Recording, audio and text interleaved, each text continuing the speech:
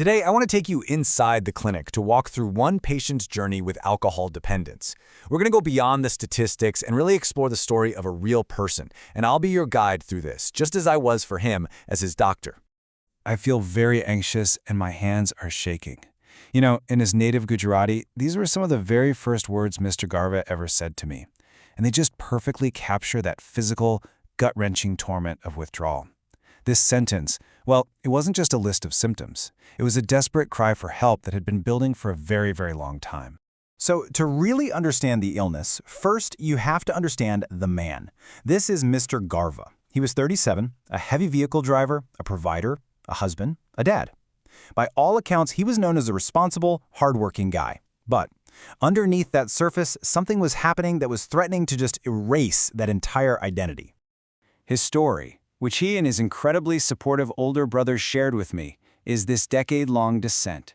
And what's absolutely crucial to get here is that it didn't start with some huge crisis. No, it started quietly, almost innocently, just a drink after a long day's work. You can really see the slow, insidious loss of control on this timeline. I mean, look, it started 10 years ago. Social drinking, just unwinding with coworkers. But then you see these key turning points. 5 years ago, his tolerance builds, and he switches to cheaper liquor, drinking alone. Then, a year later, the eye-opener drinks start. And that is a classic sign that he's no longer drinking to feel good, but drinking just to stop feeling awful. So all those shifts we just saw in the timeline, well, they line up perfectly with the clinical hallmarks of dependence. His need for more and cheaper liquor, that's tolerance. His thoughts always circling back to his next drink, that's compulsion. Putting alcohol ahead of his family and his job, that's what we call salience. And those morning drinks just to stop the shaking, that is a direct physical response to withdrawal. See, this was no longer a choice. This was a disease taking over.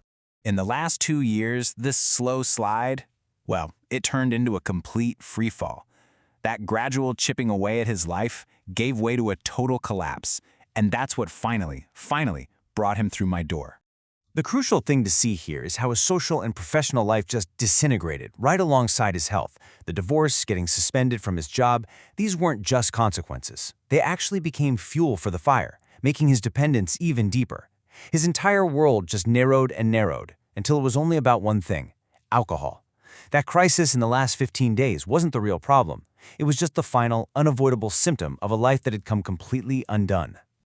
Okay, so with his story laid out, my role shifted. It was time to translate this decade of pain into a clear, objective clinical picture, to find the hard data that would show us the path forward. This is the formal term for what Mr. Garvala was going through. And it is so important we use this term. We're not talking about a lack of willpower here, or some kind of moral failing. No, we are talking about a recognized medical syndrome with clear diagnostic criteria, just like diabetes or heart disease. And this table just brilliantly illustrates the data points from our exam.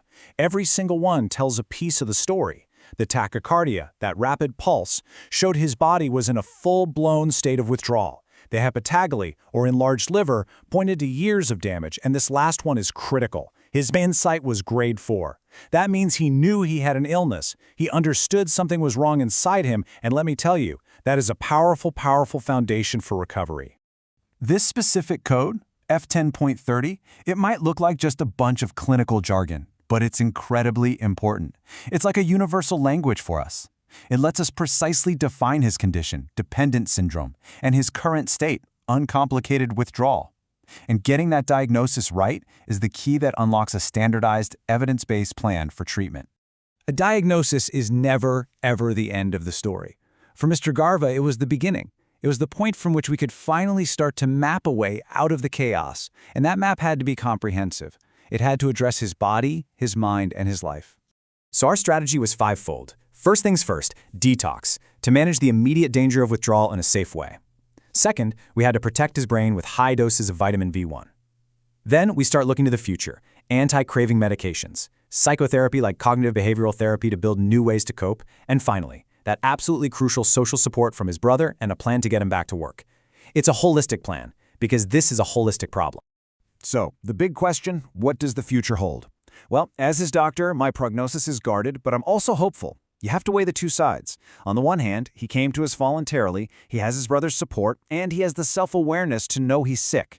Those are huge assets. But on the other hand, we have to be realistic. A decade of dependence and a fractured home life, that's a very steep hill to climb.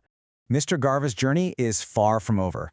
I mean, the road to recovery is long, and believe me, it is never a straight line. But for the first time in 10 years, he is on a path toward recovery, not away from it. He's taken that first, most difficult step. And that leaves us with this critical, hopeful question that really lies at the heart of every single patient's story.